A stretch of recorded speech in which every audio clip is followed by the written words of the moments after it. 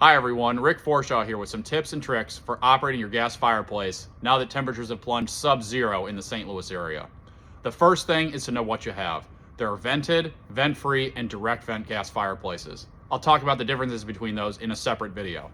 For the first type, for vented gas logs, like the one behind me, there are two main things you want to know.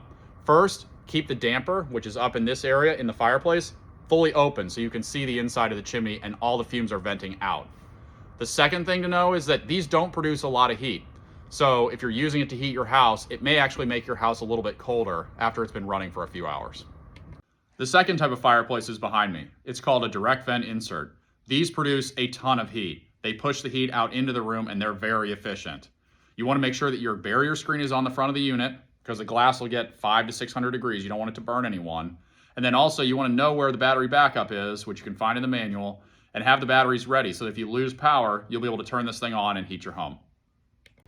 The last type of gas fireplace is a vent-free gas log set, like the one behind me.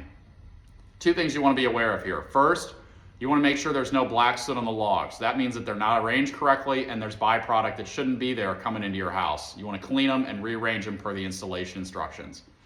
The second thing is that these are really designed to be a supplemental heating source.